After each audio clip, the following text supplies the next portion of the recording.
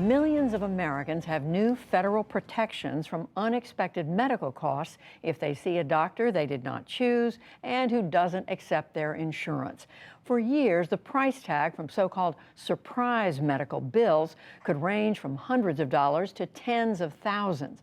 But a new law that took effect at the start of the new year changes that. Jeffrey Brown has the story. The bipartisan No Surprises Act covers nearly all out-of-network emergency procedures, among other care. Here with me to explain, Margot Sanger-Katz. She's a healthcare reporter for the New York Times. Welcome to you, Margot. First, remind us why this was needed. This was actually a pretty big problem. People would go to the emergency room, they would have a health problem, or they would have a scheduled surgery or a C-section, something like that. And it would turn out after they got their care, there was some doctor along the way who was part of their care who didn't accept their insurance. And, this is a very common thing. About 1 in 5 people who went to the emergency room and about 1 in 5 people who had a scheduled surgery would end up with a bill from a doctor they didn't choose. And those bills could be thousands, tens of thousands, in some cases, hundreds of thousands of dollars on top of what their insurance covered.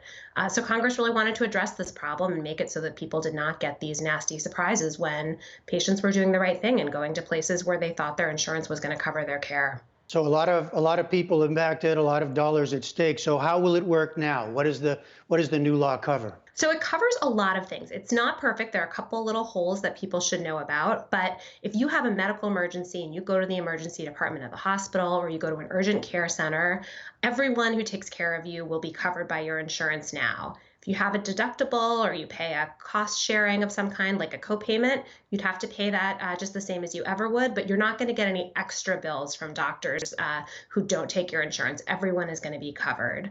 The one big exception to that is if you take an ambulance, you could get a bill from an ambulance. Congress didn't take care of that problem. It's sort of a complicated policy area. I think they're hoping to get back to it. But I think that's the most important situation. If you have an emergency, your insurance is going to cover your emergency room care now. I did notice the exception for the ambulance. It seems a strange one because, of course, it often is so necessary. Yeah, it's sort of unfortunate because, of course, an ambulance is a perfect example of a provider that you don't pick. You just call 911 and whoever comes, it's not a person you selected. You don't have time to shop for an ambulance. But Congress just wasn't able to fix this particular problem. We do know it's a relatively big problem. About half of ambulances do send people's bills without just accepting their insurance. So it's something a couple of states have addressed, but the federal government has not gotten to yet. Now, what about the impact, if any, on routine or scheduled care? How would this affect that?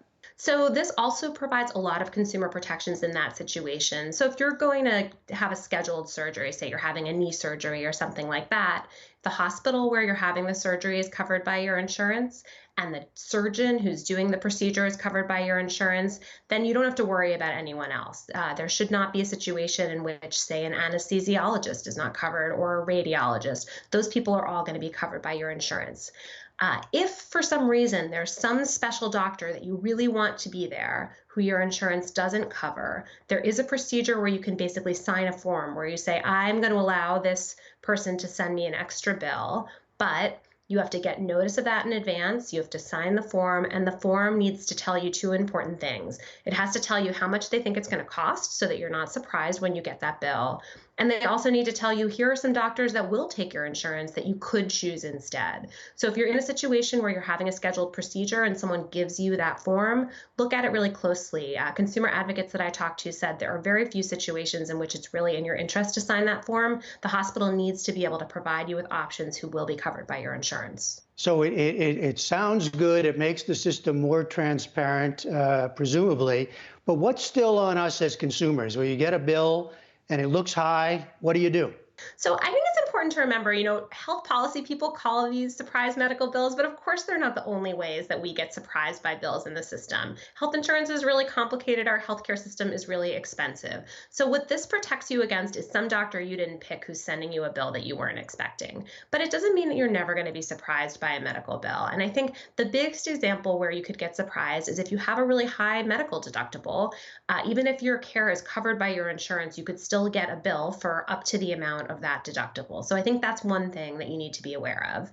And then I think another thing that's important is if you're going to a doctor, not going to a hospital for a surgery or an emergency procedure, but say you're just going to an allergist or a rheumatologist or some other kind of specialist, you do need to make sure that that person is in your insurance network. Those people also can send you bills if they are considered what's called an out-of-network provider. And it's not exactly the same thing as not accepting your insurance. So the advice that I would give you is you want to ask a doctor before you schedule the appointment, are you in my insurance network?